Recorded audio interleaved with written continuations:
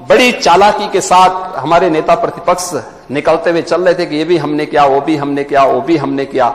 हमने कहा इसीलिए तो जनता सम्मान नहीं दी, क्योंकि जनता जानती थी कि आपने नहीं किया है, करने वाले तो इस पक्ष के लोग हैं, इसलिए समर्थन इन्हीं लोगों को मिलता है। वो हाथ जोड़ के बस्ती को लूटने वाले भरी सभा में सुधारों की बात करते हैं।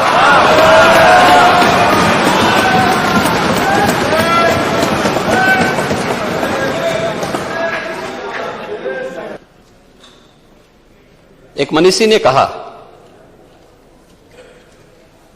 कि अभिमान तब आता है जब हमें लगता है कि हमने कुछ किया है,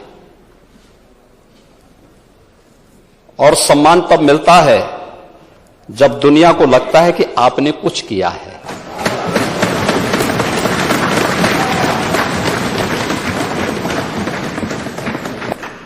मैं धन्यवाद दूंगा शिवपाल जी को कि उन्होंने भी अपनी विधानसभा सीट पर जाकर के युवाओं को वहां पर टैबलेट और स्मार्टफोन का वितरण किया,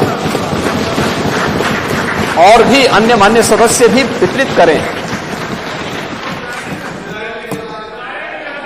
उनके विकास की सभी जगह गए हैं, पहल करना पड़ेगा। 1 करोड़ युवाओं को अभी वितरित किया जा रहा है। हर स्नातक प्रास्नातक युवाओं को टैबलेट और स्मार्टफोन वितरित होने की प्रक्रिया के साथ जुड़ा है। 12.5 लाख युवाओं को अब तक दिया जा चुका है। सेमीकंडक्टर की कमी के नाते प्रोडक्शन जो मैन्युफैक्चरिंग होनी चाहिए उसमें थोड़ी समस्या आ रही है, लेकिन जैसे जैसे बढ़ रहा है यूपी उसको लेकर के अपने यूथ को उसे उपलब्ध करवाने का काम भी कर रहा है, और उनकी ट्रेनिंग, बेहतर ट्रेनिंग के कार्यक्रम के साथ भी इस अभियान को आगे बढ़ा रहा है। उत्तर प्रदेश के अंदर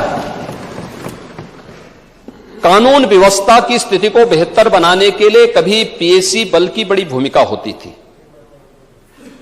एक साजिश के तहत 54 कंपनियां समाप्त कर दी गई, उसका गठन ही नहीं होने दिया। पीएसी होती तो क्या मुजफ्फरनगर में महीनों महीनों तक कर्फ्यू रहता? पीएसी होती क्या बरेली में कर्फ्यू रहता? लेकिन पीएसी की यूनिट जितनी कंपनियां थी उनको एक एक करके बंद किया जा रहा था। भारत सरकार कह रही है स्वच्छ भारत मिशन, और नेता प्रतिपक्ष कह रहे थे कि आप लोग शौचालय बनाने में एक्सपर्ट हैं। हां, क्यों नहीं, ये महारत हासिल है हम पे, हम लोगों ने किया है। क्योंकि शौचालय हमारे लिए केवल एक गरीब के घर में उसकी गरिमा की रक्षा करने का ही माध्यम नहीं बना था, बल्कि बहन बेटियों की सुरक्षा का भी माध्यम और उनकी गौरव को बढ़ाने का भी माध्यम हमें मिला। मीठा मीठा गप और कड़वा कड़वा थू, ये जो प्रवृत्ति है ना, ये बड़ी विचित्र सी स्थिति पैदा कर देता है। और बड़ी चालाकी के साथ हमारे नेता प्रतिपक्ष निकलते हुए चल रहे थे कि ये भी हमने किया, वो भी हमने किया, वो भी हमने किया। हमने कहा इसीलिए तो जनता सम्मान नहीं दी, क्योंकि जनता जानती थी कि आपने नहीं किया है, करने वाले तो इस पक्ष के लोग हैं, इसलिए समर्थन इन्हीं लोगों को मिलना चाहिए। सरकार युवाओं के लिए और उनके भविष्य के लिए पूरी तरह सजग है। उत्तर प्रदेश का युवा पहचान के संकट से बाहर आ चुका है, देश और दुनिया में अपनी प्रतिभा का लोहा मना रहा है। आज वो जहां कहीं भी जाएगा, अब उसके सामने कोई संकट नहीं है, यहां भी नहीं है। हमारी सरकार एक परिवार कार्ड जारी करने जा रही है, कल बजट में उसका चर्चा भी हुई है। हर परिवार के एक नौजवान को नौकरी, रोजगार अथवा स्वतः रोजगार के साथ जोड़ने की कार्रवाई है। मंत्रिमंडल में इस पर चर्चा हो चुकी है।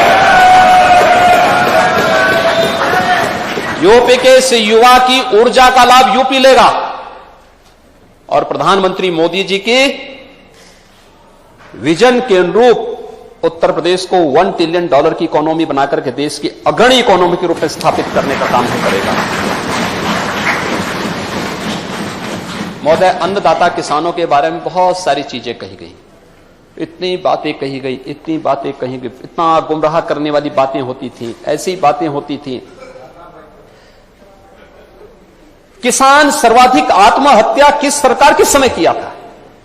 और मैं दावे के साथ कह सकता हूं कि उत्तर प्रदेश के अंदर सर्वाधिक किसानों की आत्महत्या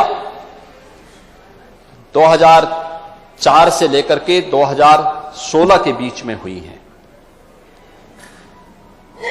हम लोग आए थे 2017 में, प्रदेश की माली हालत अच्छी नहीं थी, लेकिन तब भी हम लोगों ने 86 लाख किसानों के कर्ज माफी के कार्यक्रम को आगे बढ़ाने का काम किया। धान और गेहूं क्रय की एक पारदर्शी प्रक्रिया को आगे बढ़ाने का काम किया। महोदय, मैं एक कुछ आंकड़े यहां प्रस्तुत करना चाहूंगा। इसकी खासतौर पर बहुत महत्वपूर्ण इसलिए है कि 2012 से लेकर 2017 के बीच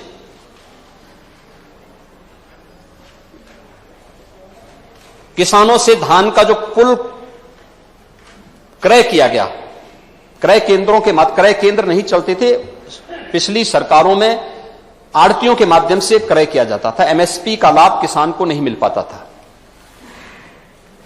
और उसका परिणाम था कि जितना लाभ किसान को मिलना चाहिए था नहीं मिला। अगर धान की ही मैं बात करूं, 2012 से 17 के बीच में 1042 लाख मीट्रिक टन धान का प्रोक्यूरमेंट हुआ या आड़तियों के माध्यम से, लेकिन 17 से 22 के बीच में 1214 लाख मीट्रिक टन धान का क्रय सीधे किसानों से किया गया। बीच में कोई मीडिएटर नहीं था, कोई आड़ती नहीं था, कोई एजेंट नहीं था। समाजवादी पार्टी की सरकार के समय धान का जो कुल भुगतान किसानों को किया गया वह किया गया था उस पीरियड में 5 वर्ष के उस कालखंड में 12,804 करोड़ रुपए, और भारतीय जनता पार्टी सरकार के समय में 5 वर्ष के 17 से 22 के बीच में भुगतान किया गया 40,158 करोड़ 90 लाख रुपया।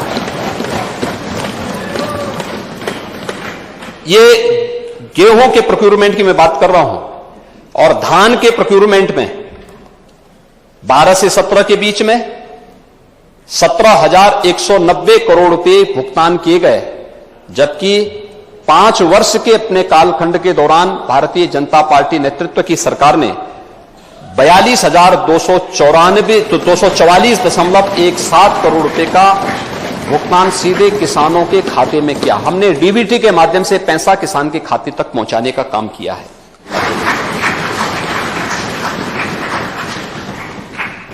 सरकार युवाओं के लिए और उनके भविष्य के लिए पूरी तरह सजग है।